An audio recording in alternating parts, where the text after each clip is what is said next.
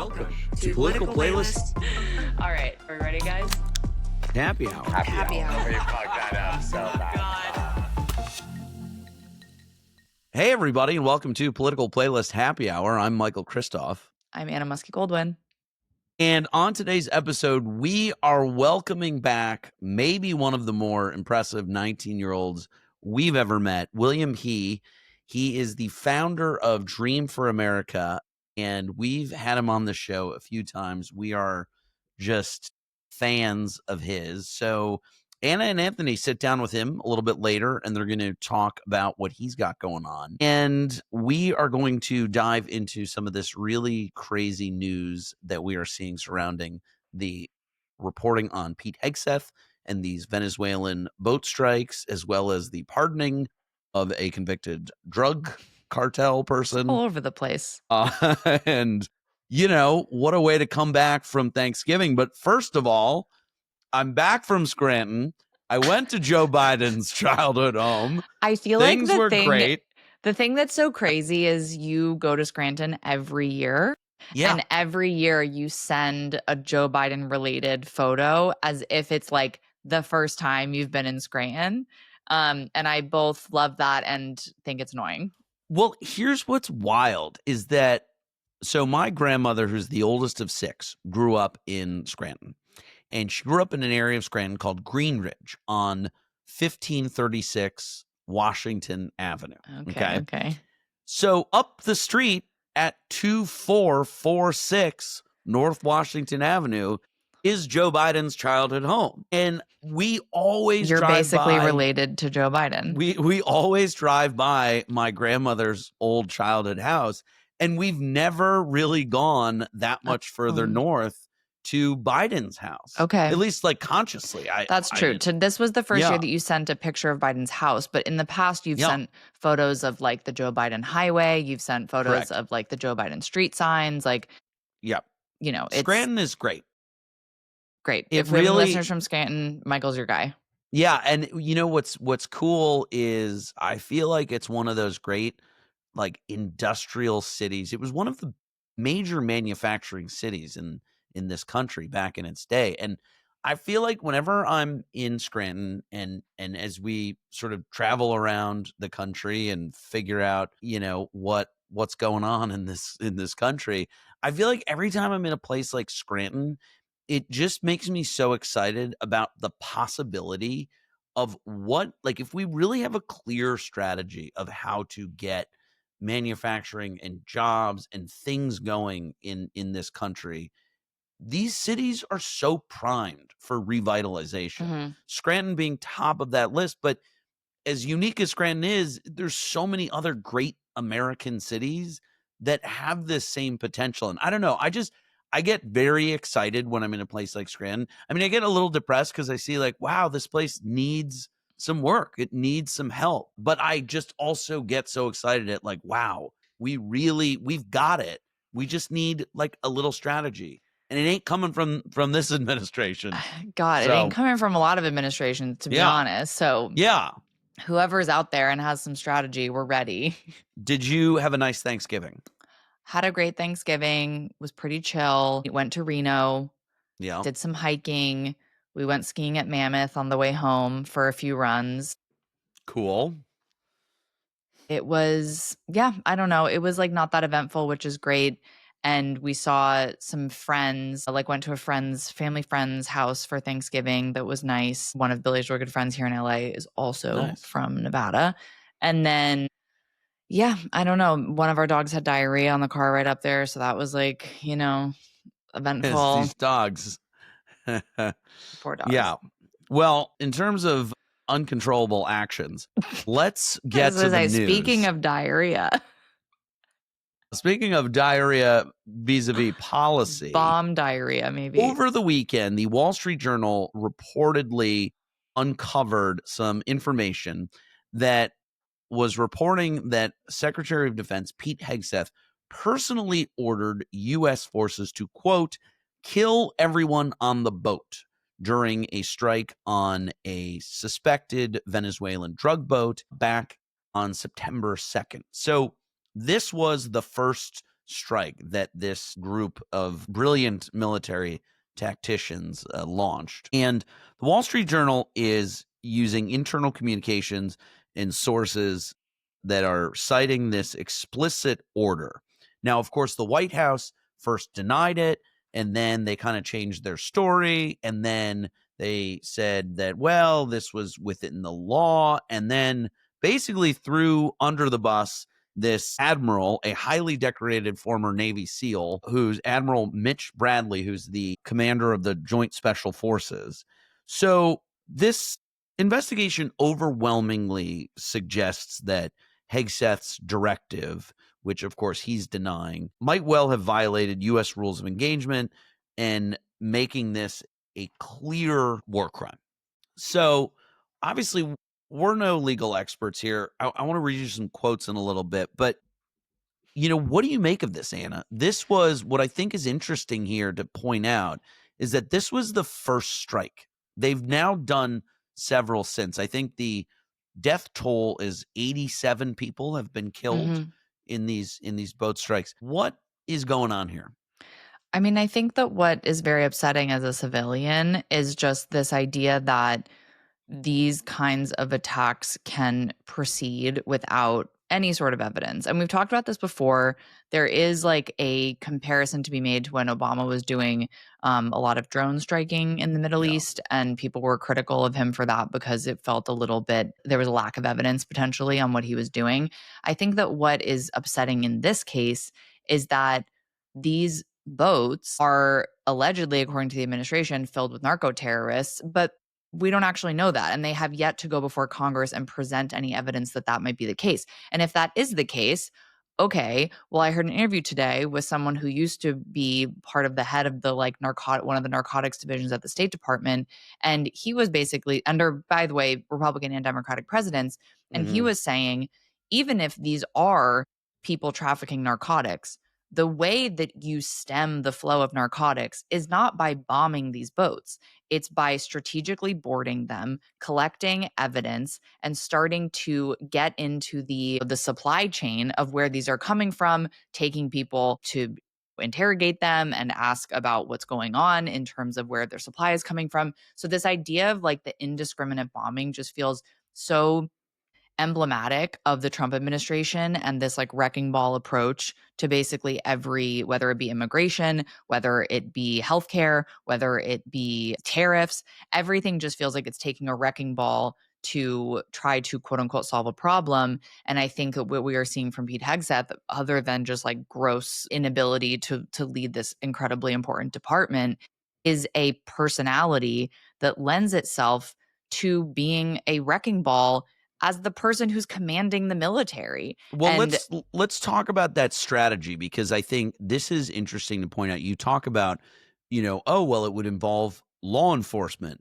such as the Coast Guard or DEA, et cetera, boarding boats, seizing evidence, like going through due process. And I think first and foremost, it is important to note that the military is not supposed to be used in a law enforcement capacity. We're seeing that with regard to the National Guard in our domestic streets. But, the word salad and the legal gymnastics that are being used here are that the Trump administration is trying to claim that there is a war on drugs and a war on cartels, and these drug cartels are terrorists who are committing acts of war and terror, and therefore they can use the military for lethal strikes against these people. So that's sort of where they've landed on this justification. Now, a broad group of legal experts on this, I want to read you some of the things they've said about this, and then let's come back to your point about Hegseth. Members of the armed forces must refuse to comply with clearly illegal orders to commit law of war violations.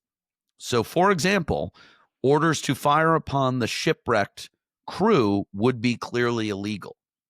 So this is where I think this bombshell reporting is starting to take a new turn, in that we're seeing the video, right? It's not like there's not evidence. Mhm. Like we're watching it in real time, and the video is showing that okay, there are people on this boat. It's not a gunship. It's not a warship. They're not launching attacks from the boat. They're trafficking in drugs, and the Allegedly. military allegedly, right? We should point that out too. Yeah. And yet, this lethal use of force is being used on people who are not, again, it doesn't appear to be posing an imminent threat. Right. And that I think is what is important for people to distinguish is like we now becoming a military of offense instead of a military of defense. And you see that in the way that they have tried to rename the Department of Defense to be the Department of War. And Yeah. it kind of has this like aggressor mentality that I think is really dangerous because when you have the most powerful, well, I would say the most powerful country, certainly the most powerful military in the world, becoming an aggressor, what signal does that send to other countries like China or Russia or even places in Europe? Germany has a very big army. Like, what is that? What message does it send when suddenly the United States is putting itself on the offensive and going after things that are not imminent threats? What does sort of runway does that suddenly give other countries in terms of how they're using their militaries? I specifically am thinking of China. And so I think that the like irresponsibility of this is it can't be overemphasized how much of an impact these seemingly like flagrant decisions can have not only on this specific issue of narcotic trafficking, but also on like the use of military in general around the country. And I was listening to a video with Andy Kim, who's a senator from New Jersey who has a national security background. And he was in the video, he said something where he said, upholding the law and military conduct is a source of strength.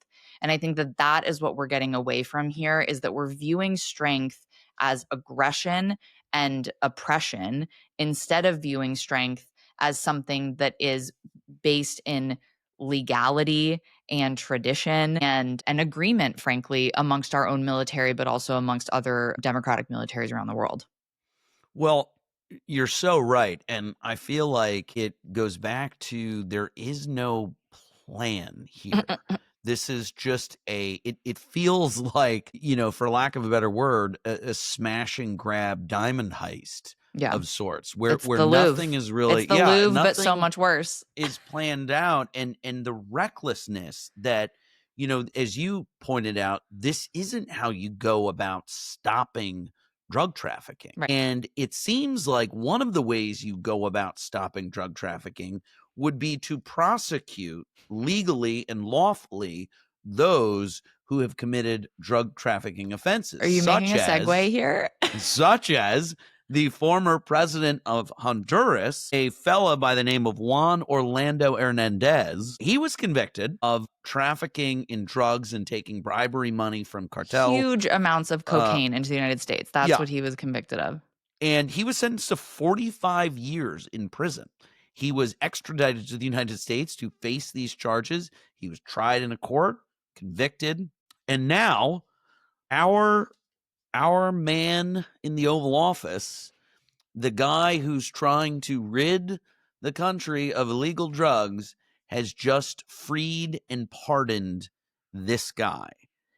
Back to the strategy question, what the good fuck? Yeah, the hypocrisy is just so overwhelming on this. It's like I have two things to say. One, it's just so clearly hypocritical to say, "Oh, we're going to make these narco terrorists, these people on boats are sort of like enemy number one in the war on drugs," when any intelligent person knows that the people on the boats are not the people that we need to be worried about. The people that we need to be worried about are the people in power within countries like this man who were allowing those kinds of behaviors to happen and endorsing the trafficking of drugs into the United States with their own political or wealth or political power or wealth or whatever. So and let's be clear, let's use the right mechanisms to stop the people on these boats. Yes, it's not of course. Oh, they're fine, they're allowed. Like, no, stop them. But that's I think to But my point earlier, it's right, like the stopping of them is not the be all end all. The right, stopping of the people like Juan Carlo Hernandez is the be all end all. You want the people who are facilitating and creating these webs of narco right. trade to be the ones going down, because the henchmen on the boats can be replaced. Yeah, And so, and you think that these people who run the cartels or these politicians who are corrupt, like you think that they're going to be afraid to lose those people? Like, I just, come on. I mean, we've all seen Narcos. Like, they're not afraid. They don't right. care if these people die. No, they're So, indispensable. exactly. And the other thing I wanted to say about the Juan Orlando Hernandez thing is that I feel like, I don't know if you know, the way that he got out is he wrote a letter to Trump essentially saying Biden persecuted me, and the political actions of the Biden administration are the reason that I am in prison. And so Wow. Trump, without any Wow. explanation, pardoned this guy. And I don't think it takes a rocket scientist to understand that Juan Orlando Hernandez was appealing to the most basic childish cells in Trump's body by just saying, like, hey, that guy you hate, he hates me, so let me go. Right. And My by the the way, enemy of your enemy is your friend. yeah, and by the way, Right. like, I don't think Biden is this guy's enemy. I think it was just under the Biden administration that this guy was prosecuted. And Right. so it just, like, again, it's like people can read Trump like a book, whether it's Putin, whether it's whoever. And I feel like it just shows Trump's weakness and how easy he is to read and let literal criminals like this get what they want. Well, I want to go back to the strategy thing for a sec, because the more I look at this and the more I just try and put myself in a what is the sort of simplest, clearest explanation for all of this. I mean, when I look at all of these there's new bans on immigration and refugees and all this stuff. We're revoking things. There's talk of revoking citizenship, which is sort of a wild concept. But it kind of seems like there is a strategy, and the strategy is to kick out all of the non-whites, to literally kill brown people who are coming into this country, and to pardon at any cost people who could be useful or look at you favorably down the road. I mean, that seems, and also, by the way, like, make as much money as you Yeah, I can. was going to say the other thing is the contracts that the Defense Department gives out to do all of this are all private Right. private. What are our young lawmakers saying anything and doing anything about the Hegseth stuff? Because it does seem like this is, if we dare say, somewhat of a turning point. Both the House and the Senate Armed Correct. Services Committees have launched investigations. I saw right before we started recording that this Admiral Bradley is going to testify this week, I think as early as Thursday. What do we think this is changing the So winds at all? in the Senate, the senators on the Republican side who have spoken out against this are unsurprisingly Rand Paul, who isn't Hmm. afraid to kind of say what he Yeah. wants to say, Don Bacon of Nebraska, and then the one more Republican that I'm forgetting. None of them on our list. But the people that I did want to kind of flag is in the House. There hasn't been much public statement amongst Republicans in the House. But what I really want to drill down on this again is the hypocrisy of this and the lack of strategy for what is a real problem, which is the trafficking of drugs into America. And there are a couple people that came Yeah. to mind when I was thinking about this, namely Dan Crenshaw, who is one of the loudest voices in the conservative movement Mm. against the trafficking of drugs into the United States. He grew up in Latin America. He is bilingual. He knows a lot about drug cartels, specifically in Mexico, but also in Central America. And with I know And that he he's been won't. trying to designate the cartels as Yes. terrorist So organizations he so they could probably do this. so he probably agrees with Yeah. the bombing of these boats, right? Yeah. However, I want to understand from him, what do you think about the fact that this literal convicted drug trafficker president has been pardoned? Like, Right. the hypocrisy of it, I think Right. people are going to owe a little bit of an explanation. I don't know if that'll happen. But then I was also looking up, like, who are some of these really big Republicans that have been championing the idea of stemming drug trafficking? Brian Stile, who's from Wisconsin, Mm. he actually led a group of legislators spearheading legislation regarding fentanyl trafficking. There's a big, in a lot of states like Wisconsin, there is a large amount of fentanyl abuse and issues regarding drug overdoses. So there are people on the Republican side that are very closely tied to this issue. And I think on the Republican side, you are maybe in Congress, in the House, not going to see as much pushback against the bombing of the ships. But I would be curious if anyone's feet will be held to the fire in terms of the hypocrisy of the pardoning of the Honduran president. Well, on a brighter note, should we Yeah. let our listeners listen to your conversation with William? Yeah, let me He? just tell you a little bit about William before we jump in. So, William, he is the founder of Dream for America, which is a Gen Z led nonprofit that was founded in 2023 when he was 16 years old.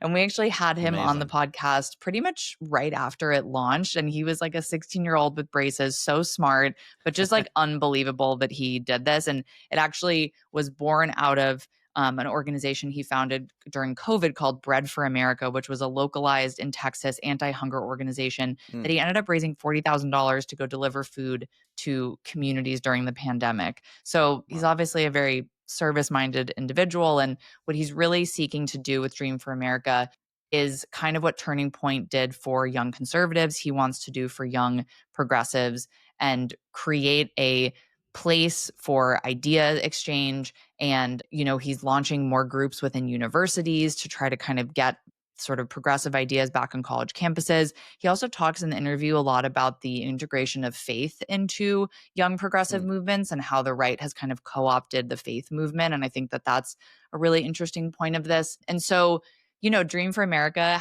they have over 1,000 chapters at colleges around the US. They have presence in all 50 states.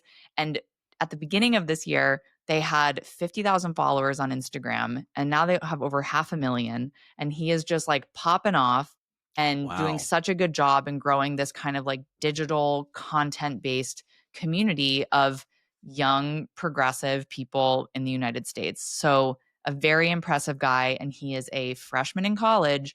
And we had to reschedule this interview once because he had midterm. Yeah. Well, without further ado, here is Ann and Anthony's conversation with William He. All right, William, welcome to Political Playlist Happy Hour. Thanks for having me on for now the third year in a row. I know. One of our regular guests. We're super excited to dive into everything. But I do have to bring up something we just discovered before I hit record, which is that, you know, I'm drinking a Spindrift. I'm sure, Anthony, you're drinking maybe a glass of water. It's the middle of the day. William, what are you drinking today on Political Playlist Happy Hour? I am drinking a glass of cold milk. I am so impressed. I drank so much milk as a child, and like I feel like then I stopped. That was drinking ages ago. I mean, like 40, 50 years ago. I mean, we'll talk about how old we feel compared to William for a long time in this episode, I'm sure. But I feel like I stopped kind of like late college, after college, when like nut milk became a big thing. And I don't really drink coffee. So I never, you know, and then my husband is obsessed with like drinking milk, like seems you are. And so recently I've been dabbling back in the glass of dairy milk every once in a while. And it's pretty good. I only do it if there's cookies involved.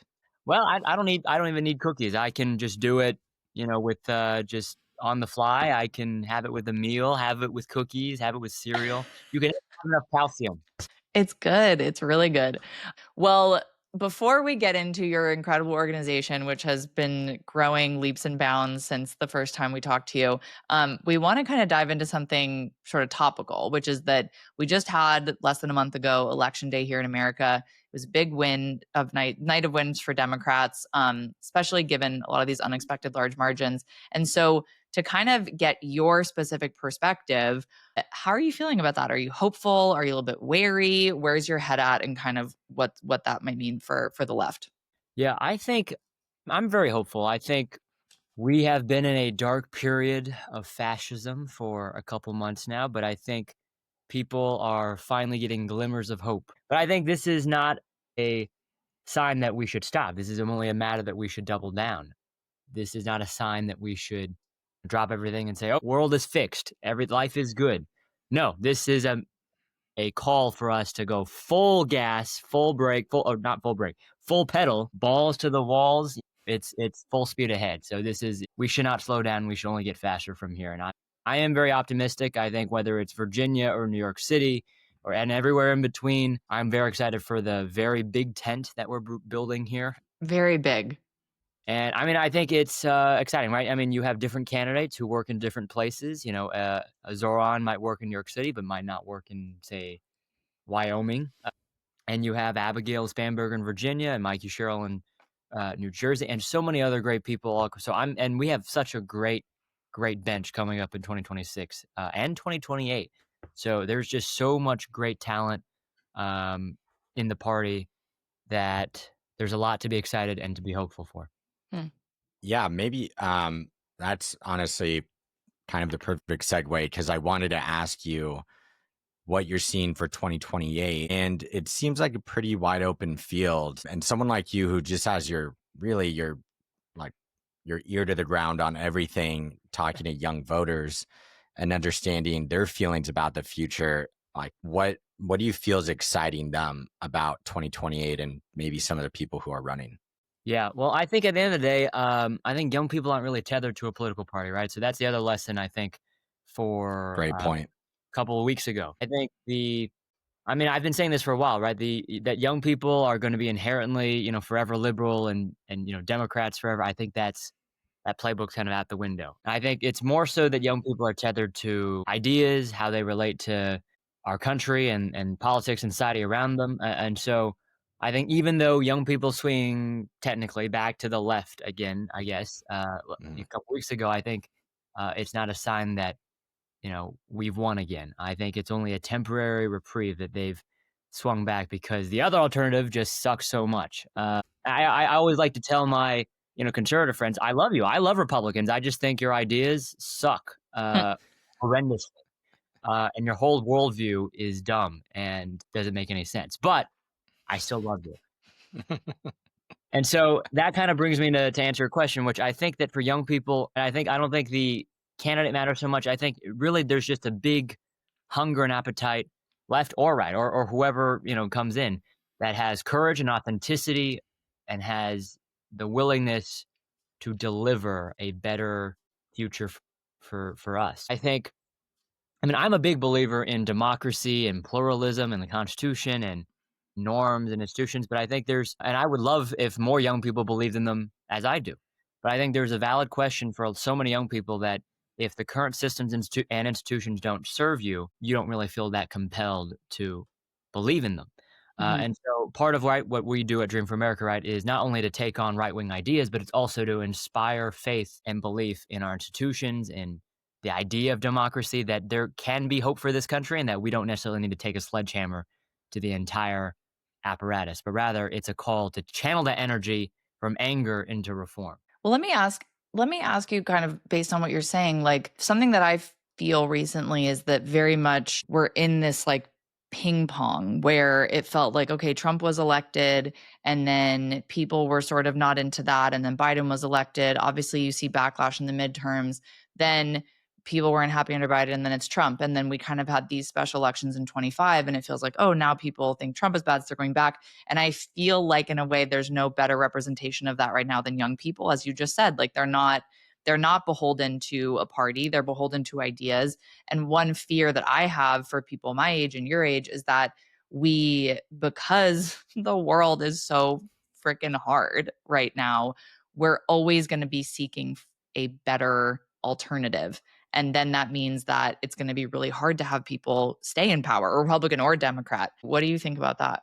Yeah, I think this is kind of the perfect opportunity for us to think about how can we truly take this country into light years ahead of progress. I think there is so much anger and disillusionment, and which I'm deeply concerned about. There are so many people who have lost faith, and there's been a big concerted effort by the right to make that happen. But there's so many people who are angry and frustrated and disillusioned with democracy and our country, and people who feel hopeless and angry at the system. And I think there is a really big opportunity for us to remake kind of our existing institutions and laws and systems into something even better, right? I mean, this is really just a redux of history here. I mean, you had the Roaring 20s, and then the Great Depression happened. Huge, widespread inequality, and you see millions of people suffering. Unemployment is sky high. People can't afford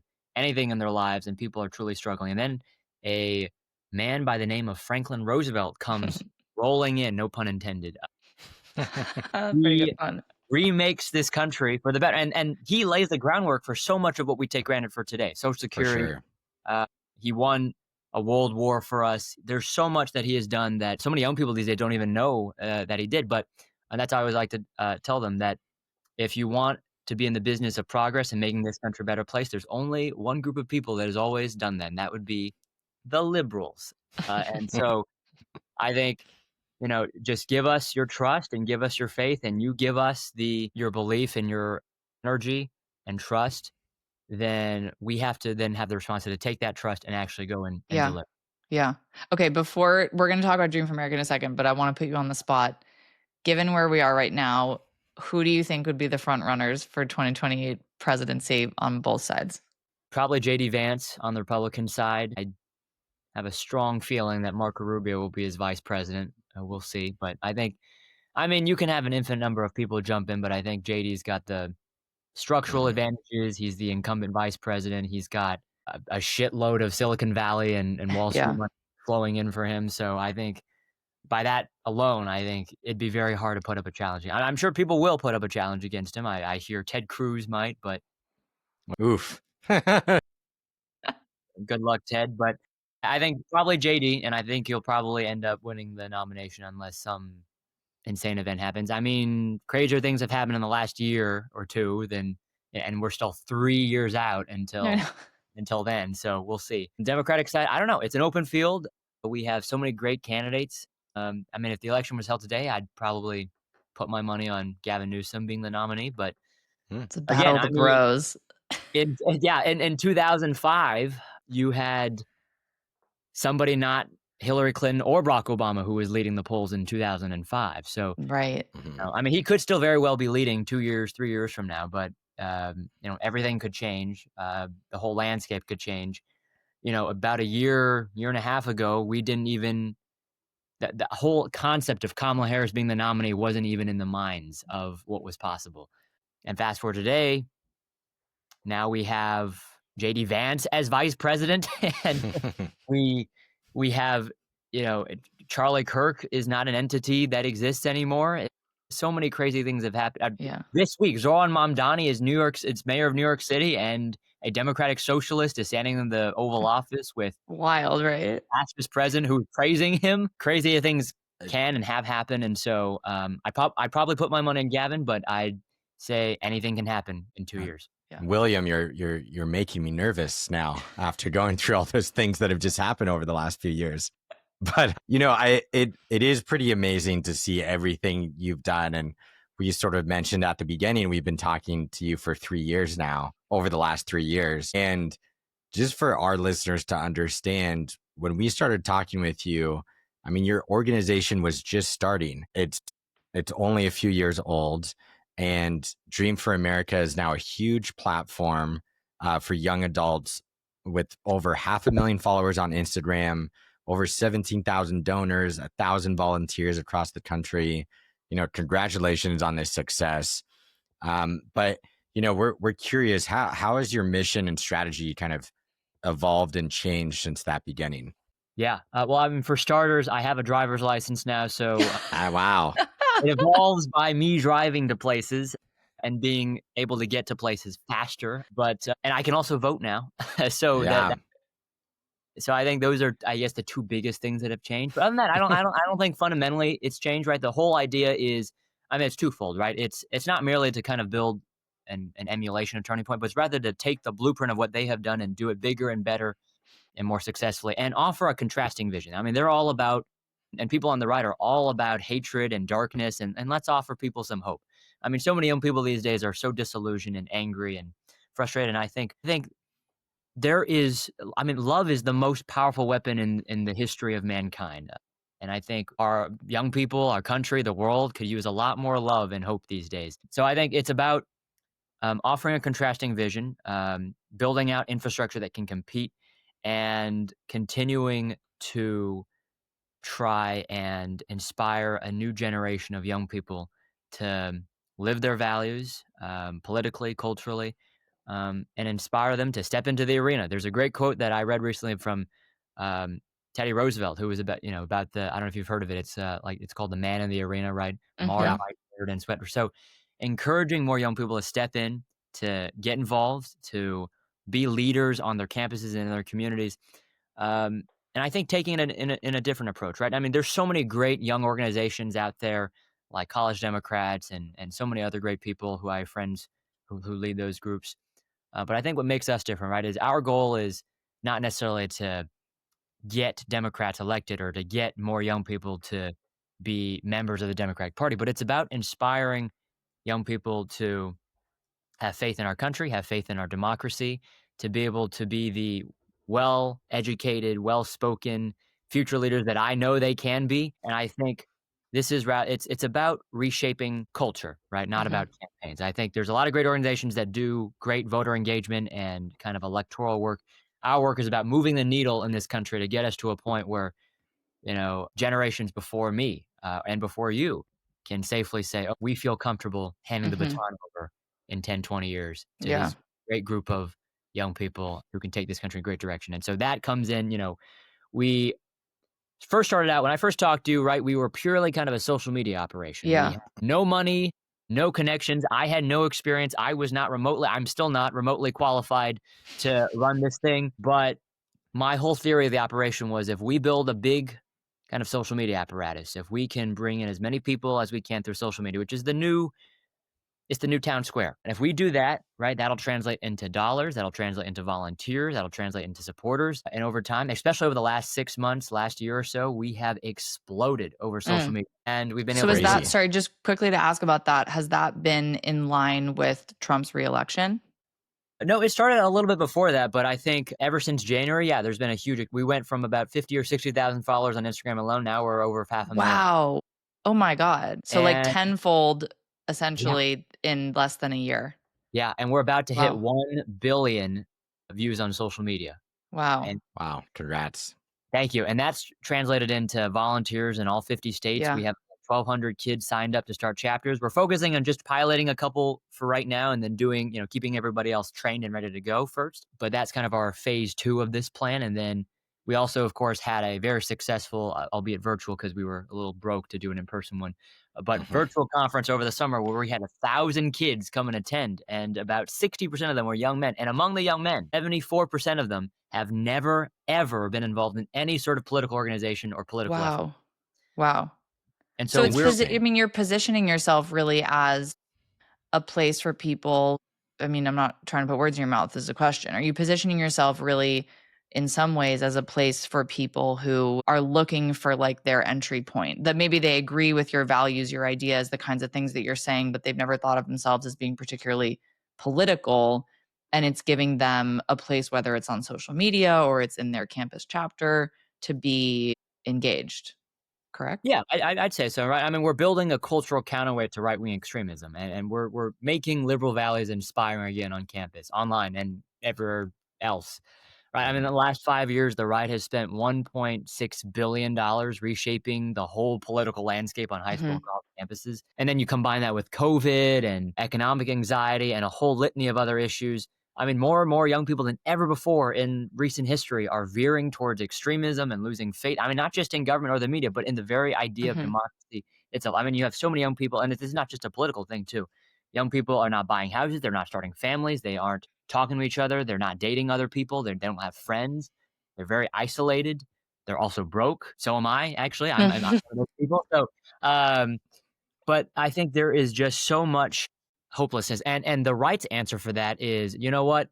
Your sole job in life, if you're a young woman, your sole job in life is to pump out babies like nobody's business. And your job as a man is to oppress as many people as you can and be some weird arbiter of masculinity and try to keep your wife in the kitchen. I don't know. It's some weird version of Christian nationalism that I don't think lives up to what we could be. And I think Yeah. we can offer a much, much better vision of what this country can mean, of what we can be, of what lifestyle looks like. Right. I mean, I'm a big supporter of people starting families, but I think it's not forcing you to do it at 16 years old, but it's giving you the choice to do it and encouraging and making and creating the economic conditions for you to do so. But I mean, I could go on a whole tangent. Totally. But Yeah, it's I mean, Anna, you got to have a kid already. But Yeah, I should have like 5 by this point. Come on. But William, do you guys see your engagement or building on the engagement you have on college campuses? Is that sort of the phase you guys are really working on, or how are you looking at it? Yeah. So we've phase 1, right, which is social media. Check. We're good at that. Phase 2 is now chapters and building out as big of a grassroots network as we can across college campuses, and eventually, hopefully, not just college campuses, right, but high school campuses, community colleges, places of faith. Really trying to build this cultural movement that we can demonstrate that there is a changing tide in the country and that there is a different vision for what this country can look like. And I mean, too often, and this is not, maybe, we don't handle this, but I think too often we don't talk about so many of these issues enough. I think Democrats have retreated from talk about faith, have retreated from embracing the idea of family. I mean, people want to start families. People want to believe in a higher calling. People want to feel like they're part of a community. I think that's the end of the day, right? That's the biggest thing to take away from all this. It is about love and hope and community. So much of what is wrong with our country, I think, is just people, they don't talk to each other enough, whether it's politically or just personally, right? You don't talk to your special other enough, that ends in divorce. You don't talk to your fellow countrymen enough, well, we might be in a civil war. And I think honestly, 70, 80% of the country, I think most of us are in fundamental agreement on the principles and values of the United States of America. And I think, we might have some alterations on how to get there, but I think all of us fundamentally agree on the principles. And I think there is so much more alike that we have with each other than a lot of forces out there might want us to think. I do think there's James Tyler has a great quote, right? That it's not left or right, it's up versus down. I believe that. I think I have a lot of conservative friends who actually are deeply respectful and supportive of the work that we do, despite, countering opposition. I've been, this is very anecdotal, but been able to convince a number of them to join, I wouldn't say the right side, but the light side. I like your choice of words. I like your choice of words. The other piece of anecdotal thing I'll say is that after getting to college over the last couple of months, there are so many more conservative young people than I previously thought. Mm-hmm. There's also been this huge religious revival in the last couple of years. Mm-hmm. There's a Christian group on campus that started, a couple years ago during COVID. They had like 3,000 kids show up last weekend to one of their services. And that is shocking. I mean, that's great. Good for them. But that is impressive and also huge, right? Because 4 years ago, they had maybe like 10 or 20 kids. Now they have 3,000. Yeah. Well, I think what you said related to Democrats have, for some reason, turned away from faith. And, especially with young people, when they're leaving, their parents' house to go to college and whatnot, they've come from a faith background for probably 18 years of their life. So there's some part of that that's instilled there. But, I'm kind of curious because, starting this organization, I'm sure you personally experience a lot of hate, and have you seen that happening more and more to you? Yeah, I'd probably say so. I mean, for them, at least I hope not with my classmates or peers. I have not received any hateful death threats. Online for sure. From classmates. But I mean, online, yeah, I mean, the frequency of hate comments is definitely rising. I have stopped reading comments if that's good. But what? That's how you know you made it. Yeah. But I still have my Instagram notifications turned on, so my phone's not blowing up. So I'm not that famous. But I mean, I get a fair number of hate comments on a daily basis. It's part racist, part ageist, part just violent. You stupid liberal. Yeah, well, and that it goes from anything from that to like, I'm gonna find you and. Oh my god. Yeah. I was gonna say the stupid liberal sounds like a breakfast item. That would hurt my feelings. Okay, wait. So I want to go back to something you were talking about with this idea of coming onto campus, tell everyone where you go to school, because I also think that is notable. Yeah. So I am currently a freshman at the University of Texas at Austin. So at the time of recording, we have a game coming up on Friday against A&M, so hook 'em. But interesting, because I think like that big public university, in Texas. I'm sure a lot of conservative students, but also a lot of Democrats in Texas. Austin itself, a very liberal city. So I say that all of that because something that I've been teasing Anthony and Michael about recently is that everyone seems to be very obsessed with dissecting like the brains and thoughts of young men like yourself these days. I think that young men are now the most like overstudied demographic of people, and as a woman I'm like, all right, let's move past this. Anyway, I'll get off my soapbox and ask you a question, which is, you mentioned that the online festival that you guys did, you saw a lot of young men there. What, in your opinion, as part of this demographic, like what do you see as working for Dream for America with young men who are maybe feeling a little bit politically homeless? Yeah.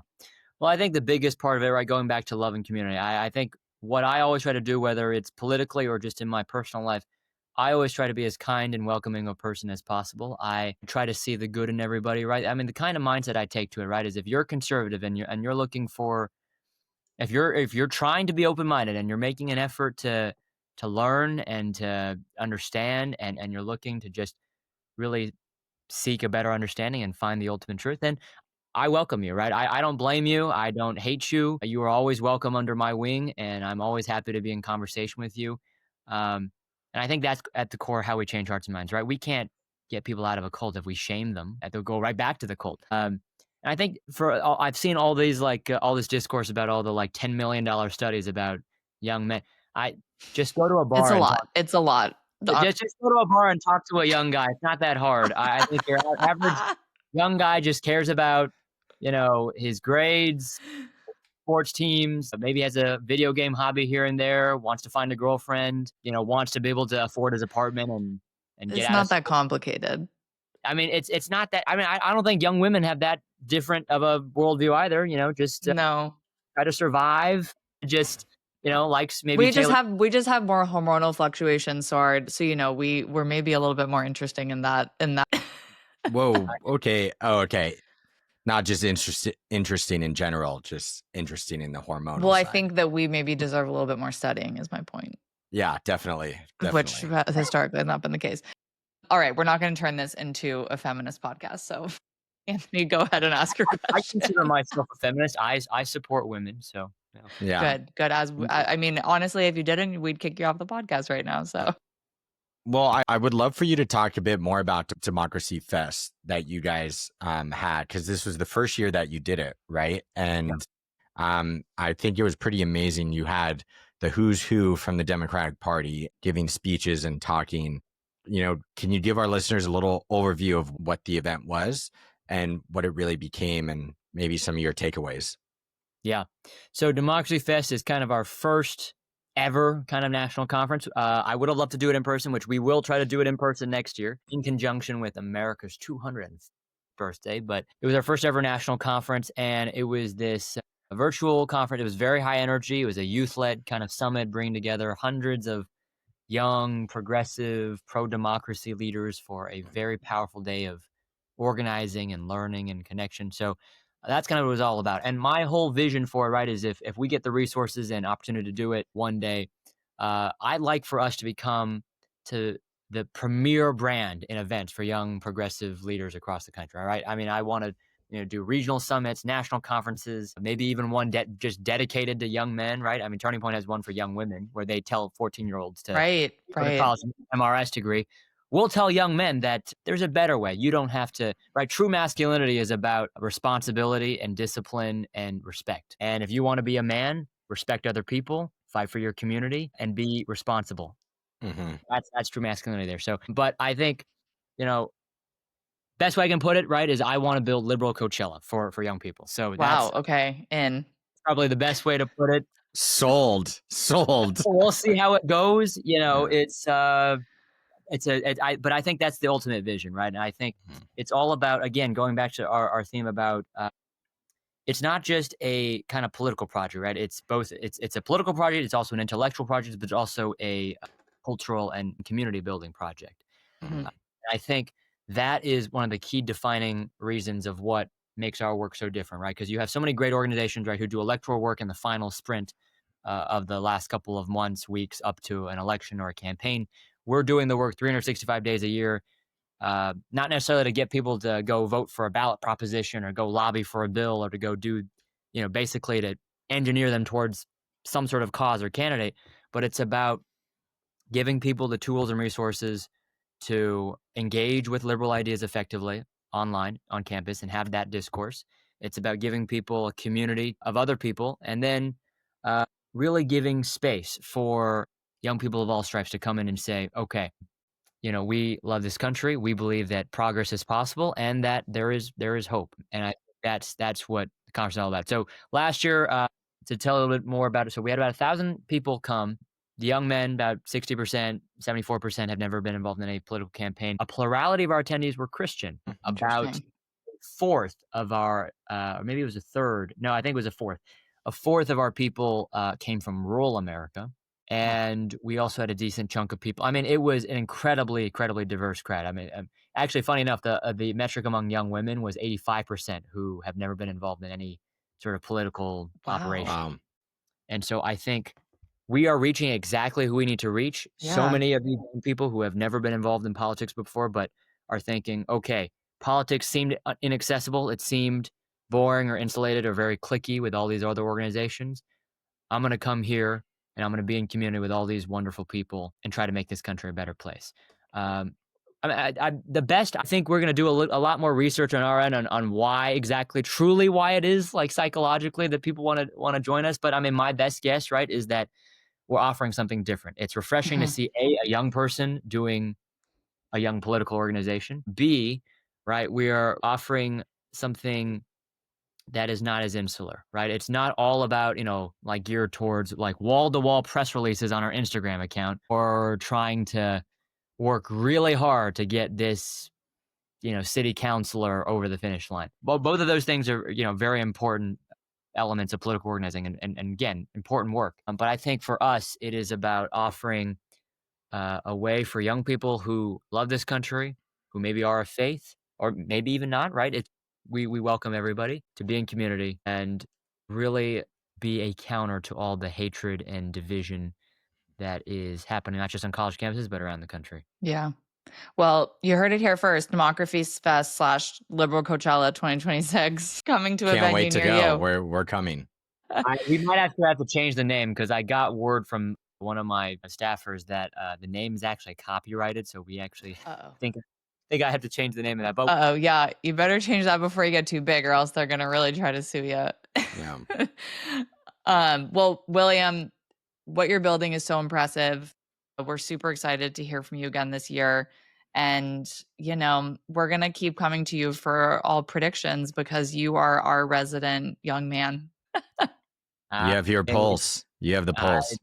I think I barely have the pulse. I only am recently hopping on the 6-7 trend. So I'm literally, I learned what that was and I still don't comprehend. So we're getting old enough that a resident. I'm told from many of my friends that I dress like an old person. You're an old soul. You're an old soul, and that's why you've been able to be so successful. So congratulations on everything with Dream for America. People can find you on Instagram. They can find you on TikTok, I believe. They can find you on their website. They can donate. They can volunteer. It's an incredible organization, and just really impressive what you've built it into in not so long of a time. Thanks so much. And one last thing I'll add is that if you are a student listening to this, go to dreamforamerica.org. Sign up to start a chapter. If you are not a student and you are older per se, well, we are looking to rapidly scale up and we are desperately in need of resources. So dreamforamerica.org/donate. It is tax deductible. So there you have feel it. free to make a gift. So thanks again.